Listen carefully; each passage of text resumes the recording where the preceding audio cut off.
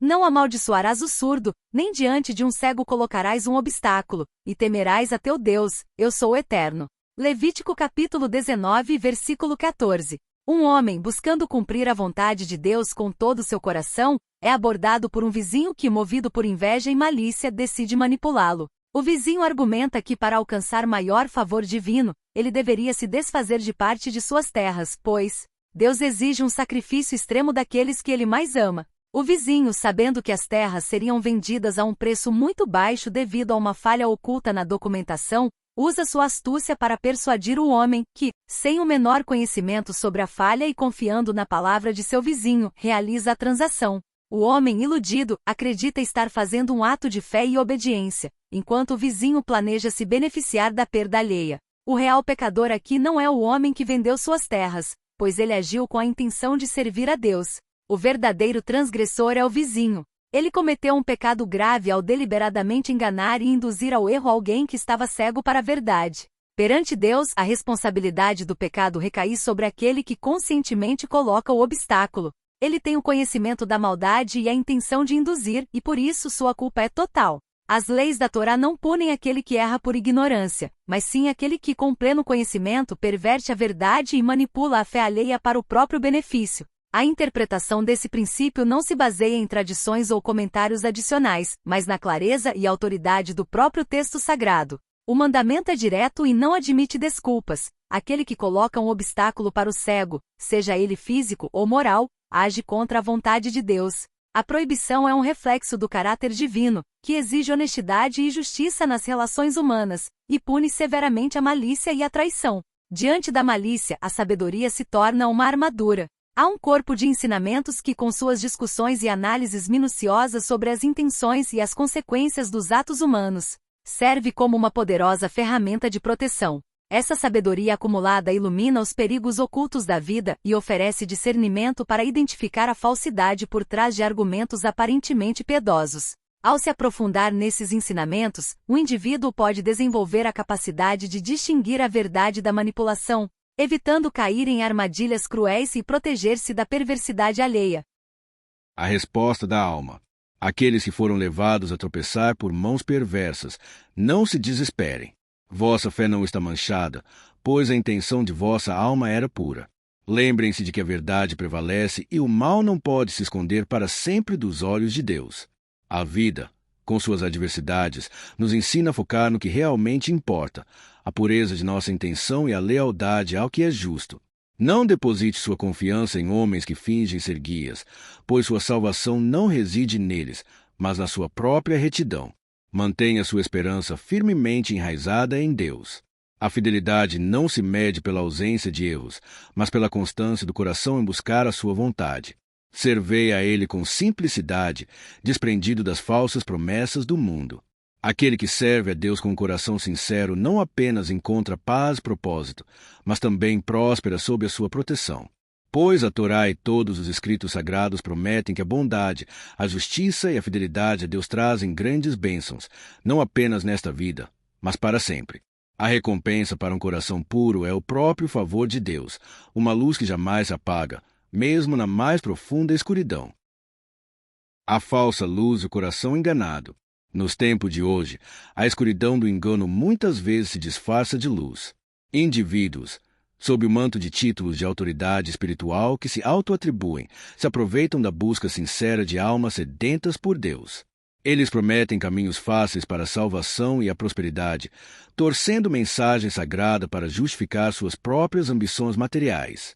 Esses manipuladores induzem os perdidos a uma forma de idolatria moderna, a adoração de objetos, símbolos, em última análise, dos próprios líderes, sob o pretexto de que tais atos são um sacrifício necessário para alcançar o favor divino. A Torá e o Tanak são distorcidos para alimentar essa fraude. Versículos são arrancados de seu contexto original para criar falsas doutrinas que exigem doações exorbitantes, a compra de objetos ungidos e a obediência cega.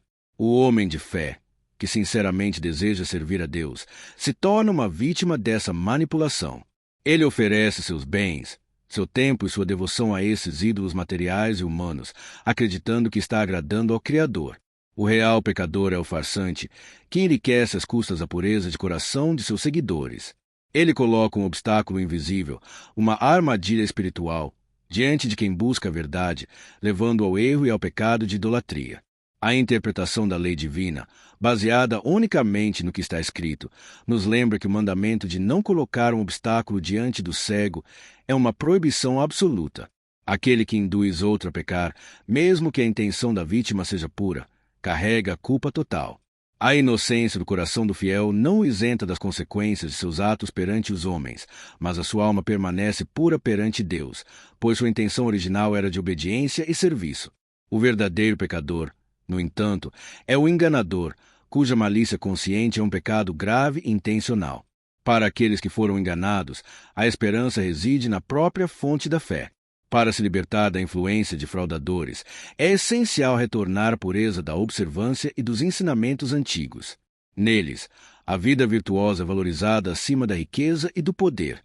Os mandamentos nos guiam para uma vida simples, com honestidade e justiça, sem a necessidade de intermediários ou rituais elaborados que visam o lucro. Os conselhos dos sábios, que estudaram e interpretaram a lei por milênios, são um escudo contra o engano. Eles ensinam a desconfiar daqueles que prometem atalhos para Deus, a valorizar a jornada de obediência e humildade. Ao seguir esses caminhos, é possível se libertar da idolatria disfarçada, encontrando verdadeira paz, a pureza de coração que vem de um serviço sincero e sem adornos a Deus. Vítimas na família. A violação dos mandamentos. O pecado de induzir um pai ou uma mãe a erro é uma das mais profundas traições. Imagine um filho que, cobiçando a herança, manipula seus pais a assinarem documentos que os despojam de sua segurança financeira, prometendo um cuidado que jamais será entregue.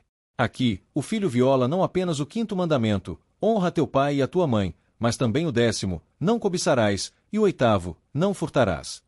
A vítima é a autoridade e a dignidade dos pais, enquanto o agressor se torna um transgressor múltiplo aos olhos de Deus.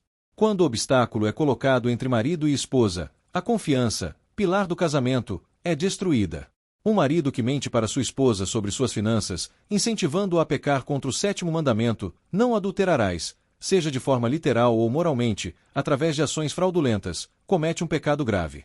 Da mesma forma, uma esposa que induz seu marido a violar o 9º mandamento, não dirás falso testemunho contra o teu próximo, para obter vantagens ilícitas, não só o leva ao pecado, mas também se torna a verdadeira violadora da lei divina. As consequências para ambos são a desintegração da unidade familiar e a perda da bênção conjugal. Os mais frágeis e o mal oculto. A violação deste princípio contra filhos, idosos e crianças é ainda mais perversa. Uma criança que é ensinada a mentir para encobrir as ações de um pai ou mãe é levada a pecar por quem deveria protegê-la. Um idoso, cuja mente já não é tão ágil, pode ser levado a assinar documentos ou a fazer negócios fraudulentos, sendo totalmente enganado. Nesses casos, a maldade é ampliada pela inocência da vítima. A Torá proíbe explicitamente o abuso da vulnerabilidade, e a punição divina para tal ato é severa, pois Deus protege os fracos e os necessitados. A traição da confiança. Por fim, o princípio se estende a amigos e pessoas que confiam no violador devido à sua posição social, poder ou influência. Um líder comunitário ou religioso que usa sua posição de autoridade para enganar seus seguidores a cometerem atos ilícitos ou a acreditarem em falsidades comete um dos maiores pecados de Lifnei Iver.